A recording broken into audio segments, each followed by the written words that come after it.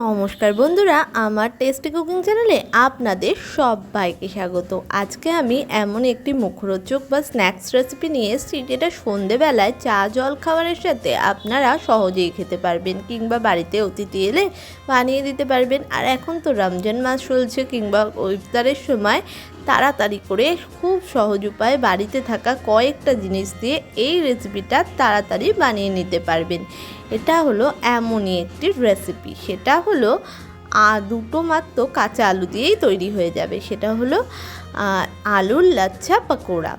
এর জন্য আমি এখানে দুখানা কাঁচা আলু নিয়ে নিয়েছি, আপনি আপনার পরিমাণ মতো নিয়ে নেবেন। এবার আলুগুলোকে ভালো করে আমি খোসা ছাড়িয়ে নিচ্ছি। দেখুন, আলুগুলোর কিন্তু খোসা ছাড়ানো হয়ে গেছে, আর জলেও আমি ভিজিয়ে রেখেছি।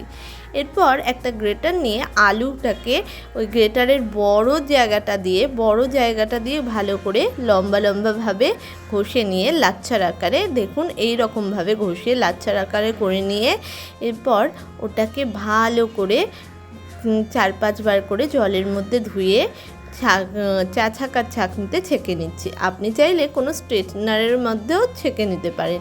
এটা ভালো করে ছাঁকা হয়ে গেছে, স্টার্চটাও বেরিয়ে গেছে আলুর। এবার আলুটাকে ভালো করে হাত দিয়ে চেপে বাকি জলটাও ছেঁকে নিলাম। দেখুন এই রকম করে কিন্তু আমি আলুটাকে পুরো একদম ঝরঝরে করে নিয়েছি। এবার এই ঝরঝরে আলুর মধ্যে দিয়ে দিচ্ছি একটু পরিমাণ মতো আদা ঘষা আর পরিমাণ মতো লঙ্কা কুচি। ঝালটা আপনি আপনার স্বাদ অনুযায়ী দিয়ে নেবেন। এবার দিয়ে দিলাম পরিমাণ মতো ধনেপাতা কুচি, অরিগ্যানো পাউডার, এটা যে আপনার ইচ্ছে হলে দেবেন। এরপর এর মধ্যে দিয়ে দিলাম পরিমাণ মতো চাট মশালার এই ফ্লেভারটা এই রেসিপির জন্য যেন একদম জমে যায়। এরপর দিয়ে দিলাম পরিমাণ মতো নুন আর হলুদের গুঁড়ো। আপনি চাইলে এখানে লঙ্কার গুঁড়ো, একটুখানি রসুন বাটা কিংবা পেঁয়াজ কুচিও দিতে পারেন। আমি যেহেতু ফুললি নিরামিষ করছি তাই এগুলোকে অ্যাভয়েড করেছি। এরপর দিয়ে দিলাম পরিমাণ মতো একটু বেসন আর দিয়ে দিলাম পরিমাণ মতো একটু আটা। আপনার যতটা পরিমাণ লাগবে সেই অনুযায়ী দিয়ে নেবেন। এবার সমস্তটা গুঁড়ো মশলাগুলোকে ভালো করে মিশিয়ে নিলাম যাতে ফ্লেভারগুলো ভালো আসে। এরপর এর মধ্যে অল্প অল্প জল দিয়ে ভালো করে এটাকে মাখিয়ে নিচ্ছি। দেখে নিন এই রকম করে কিন্তু মাখিয়ে নিতে হবে। এটা মাখানো হয়ে গেছে। এবার কড়াইতে সাদা তেল গরম করতে দিচ্ছি, যেটা যতটা আপনার ইচ্ছে সেই অনুযায়ী দিয়ে নেবেন।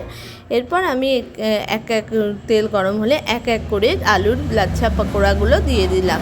এর কিন্তু কোনো শেপ হবে না, সেরকম আকারে এটাকে আপনি দিতে পারেন।